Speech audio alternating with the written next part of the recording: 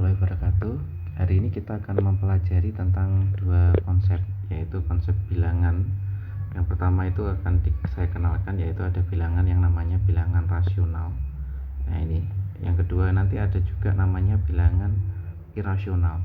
Nah, secara umum bilangan rasional dan irasional ini adalah bilangan yang tahap berikutnya. Setelah kemarin itu ada bilangan bulat, nanti kita akan masuk ke bilangan real. Kalau sudah masuk ke bilangan real, maka bilangan itu akan dikategorikan menjadi dua, yaitu bilangan rasional. Yang kedua adalah bilangan irasional. Nah, seperti apa bilangan rasional? Itu sebagai berikut. Yang pertama, bilangan rasional ini adalah bilangan yang bisa dinyatakan dalam bentuk A per B. Syaratnya itu ada B-nya tidak boleh sama dengan 0. Kenapa B tidak boleh sama dengan 0? Karena kita tahu bahwa kalau kemarin itu kalau ada semua bilangan, contoh ya, 2 dibagi 0 itu nilainya tidak didefinisi. Jadi dia nilainya tidak didefinisikan. Nah, kalau lupa silahkan, susah banget saya nulis tidak didefinisikan. Ini tidak didefinisikan. Nah, katanya itu.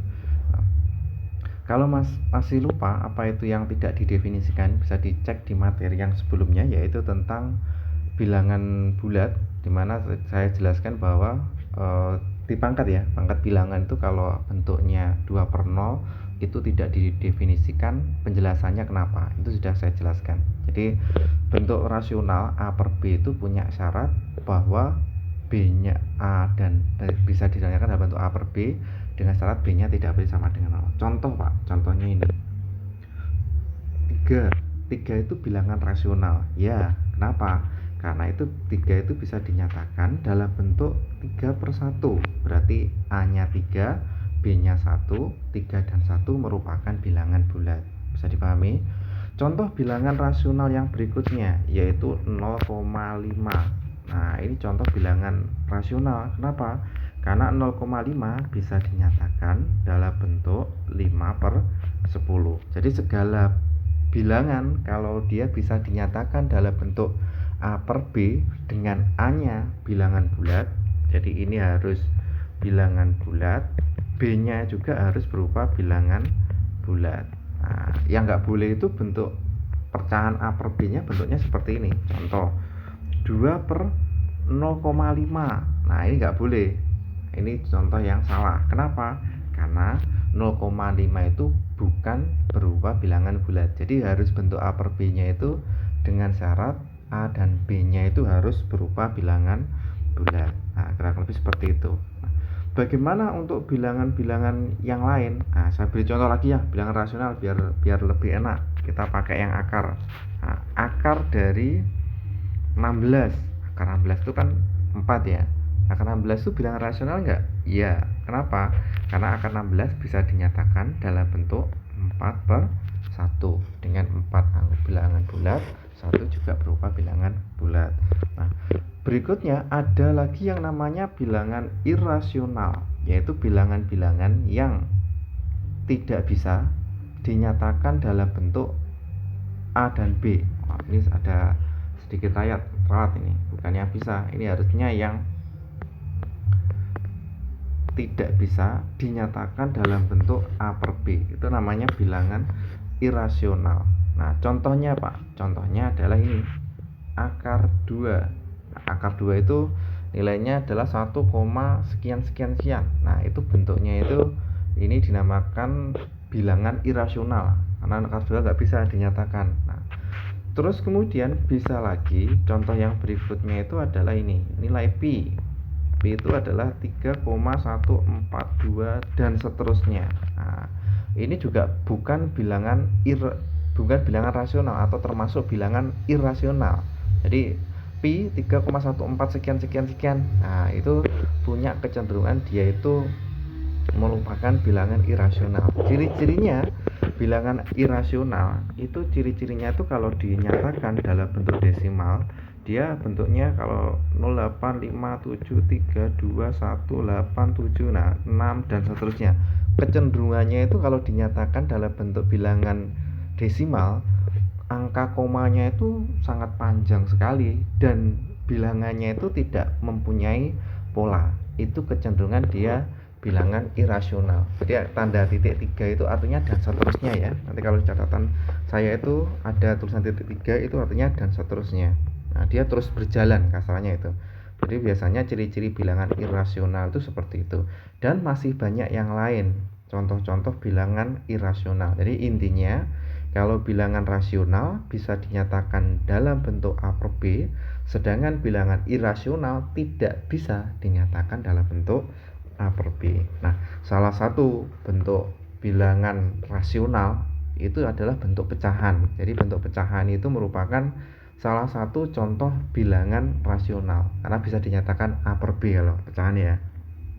Nah, contoh pecahan nanti kita akan mengenal pecahan bentuk yang paling sederhana. Jadi ada pecahan sederhana.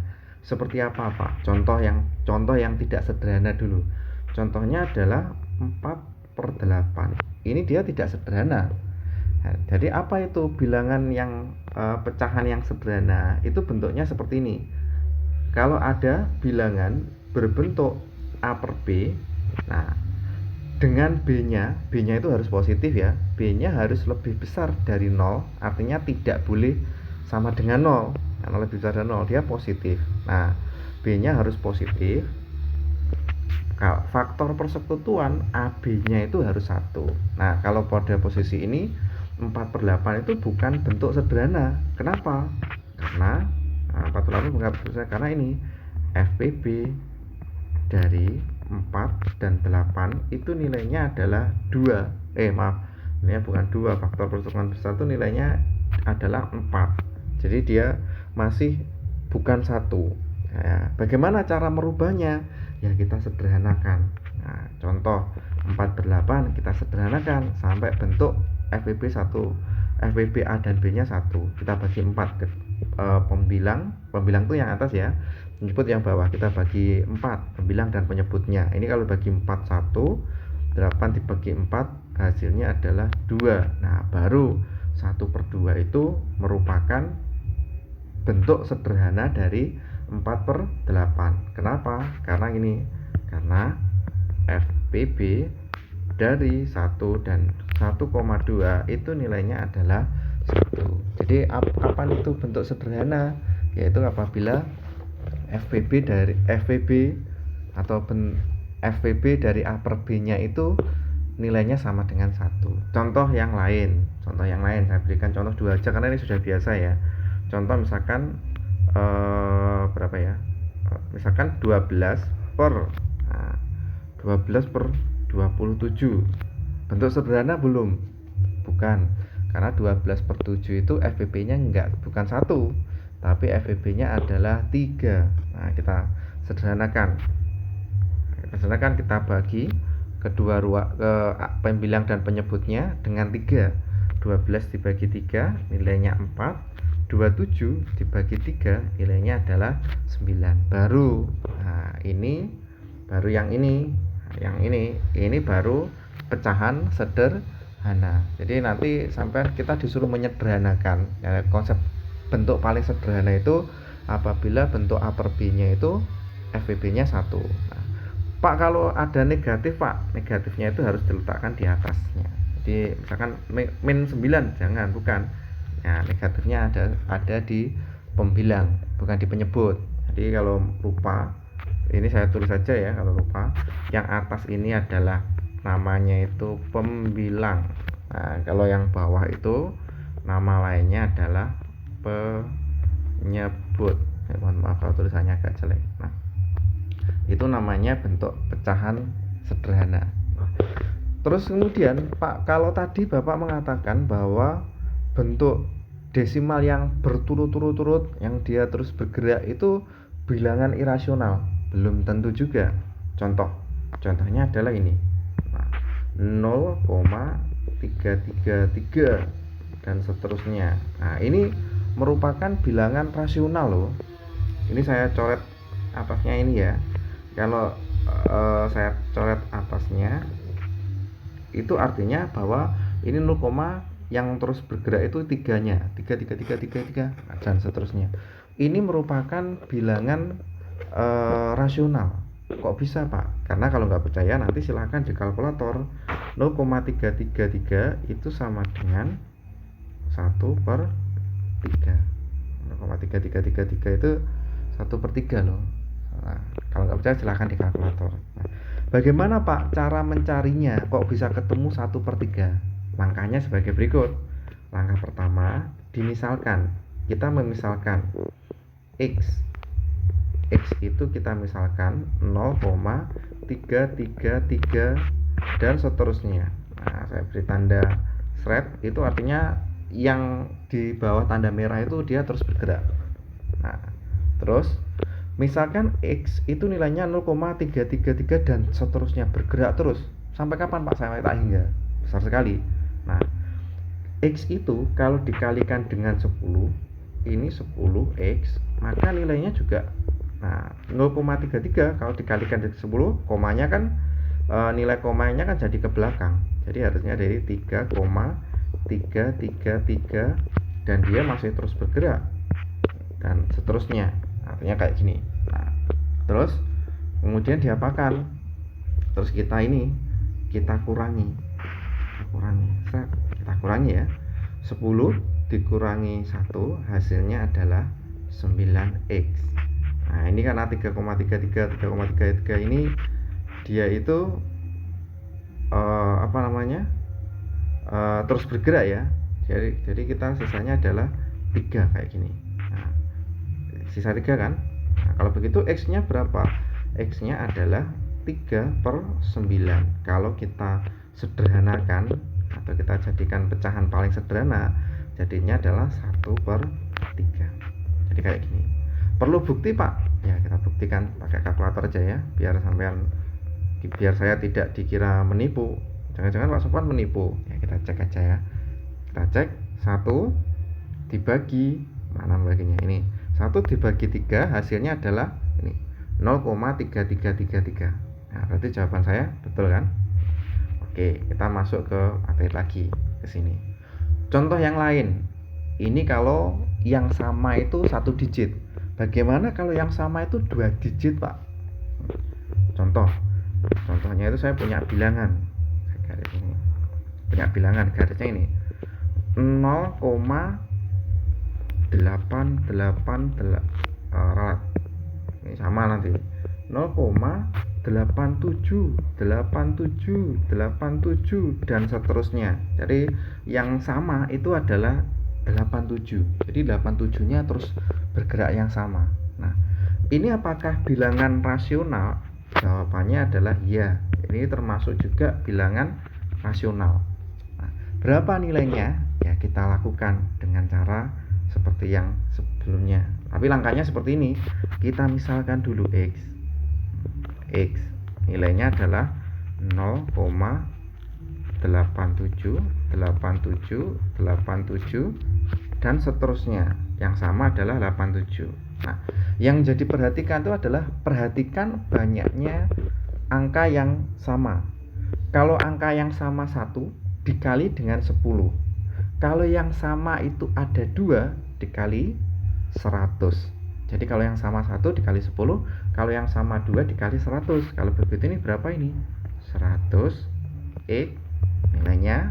Jadi kalau ini dikali 100, komanya kan turun ke belakang 2 ya. Jadi 87,8787 dan seterusnya. Saya beri tanda yang sama. Nah, kalau sudah seperti ini Pak, ya kita kurangi. 100 kurangi 1 hasilnya 99. Maaf, 100 kurangi 1 99X nilainya. Nah, yang di belakang koma itu kan sama. Jadi dia hilang. Sisa 87. Kalau begitu X-nya berapa? X-nya adalah 87/99. Jadi 0,8787 itu sama dengan 87/99.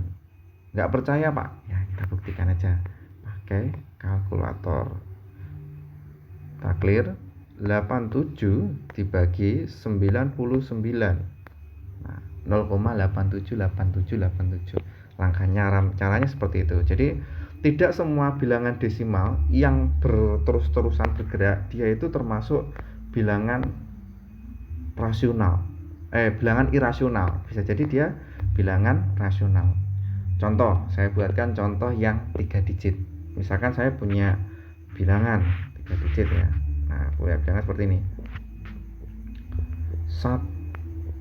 Misalkan ini 1,23 123. Jadi yang terus bergerak itu adalah 123 dan seterusnya. Nah, apakah ini bilangan rasional? Jawabannya ya. Jadi ini termasuk bilangan rasional. Buktinya apa? Buktinya sebagai berikut. Langkahnya sama.